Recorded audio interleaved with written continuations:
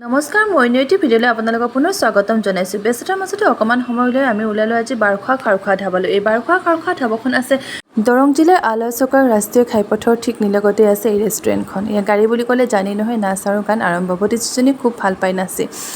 তাইৰ গাড়ীত উঠিলে নাচ আৰু গান আৰম্ভ লাগে। লগে লগে মানুহজনৰ নাচিবলৈ ধৰিলে। এনেকৈ আৰু আমি আহি খাৰ খোৱা ৰিজৰ্টখন পালোঁ। খাৰ খোৱা ৰিজৰ্টখন খুব ধুনীয়া হয়। তাত আপোনালোকে খোৱা লোৱাৰ পৰা থকা খোৱা আৰু সৰু ল'ৰা ছোৱালী খেলা ধূলাৰ পৰা আৰম্ভ কৰি সকলোৰে সুবিধা উপলব্ধ কৰিব পাৰিব। আৰু লগতে আছে গাড়ী ৰখাৰ সুবিধাকণ। গাড়ী ৰাখিবলৈ তেওঁলোকে চাৰিওচাইডে সুবিধা কৰি দিছে। সেয়েহে মঙলদৈলৈকে আহিলে আপোনালোকে এবাৰ খাৰ খোৱা ৰিজৰ্টখনত নিশ্চয় সোমাই যাবচোন। সুন্দৰ পৰিৱেশ তথা প্ৰাকৃতিক সৌন্দৰ্যৰে ভৰপূৰ ৰেষ্টুৰেণ্টখনৰ পৰিৱেশ উপভোগ কৰিবলৈ এতিয়া আমি বাহিৰলৈ যোৱাৰ প্ৰয়োজনেই নাই। এতিয়া আমি মঙলদৈলৈকে আহিলে আমি ৰিজৰ্টখনৰ প্ৰাকৃতিক পৰিৱেশ উপভোগ কৰিবলৈ সক্ষম হ'ম। প্ৰাকৃতিক সৌন্দৰ্যৰে খুব ধুনীয়াকৈ ভৰপূৰ কৰি তুলিছে আৰু তাত আপোনালোকৰ বাহিৰত বহাৰ সুবিধাকণো বহুত ধুনীয়াকৈ কৰি দিয়া হৈছে।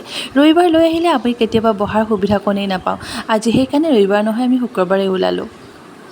তাত এক্সটেৰিয়ৰ ডিজাইনটো খুব ধুনীয়া হয়, লগতে তাৰ এণ্ট্ৰিৰ ডিজাইনটো খুব ধুনীয়াকৈ বনাইছে। ইয়াত ফাষ্টফুড আইটেমৰ পৰা আৰম্ভ কৰি মিঠাই, কেক, বিস্কুট আৰু ৰোজ পোৱা যায়। তাতোকৈ ডাঙৰ কথা যে ৰিপোজৰ ৰোজ বুলি ক'লে মঙলদৈ বিখ্যাত।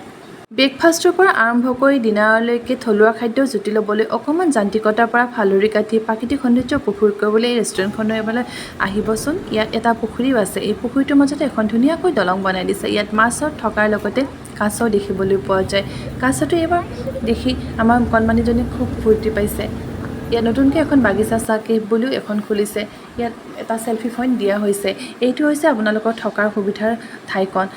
ইয়াত আপোনালোক নাথাকিলে ভিতৰলৈ সোমাব দিয়া নহয়।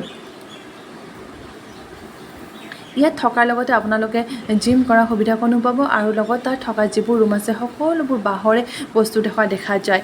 এয়া দেখিছে নহয় খেলাৰ সুবিধা। ইয়াত কণ ল'ৰা ছোৱালীবোৰে খেলিবলৈ বাস্কেটবল তথা সৰু পুতলাৰো কিছুমান খেল আছে।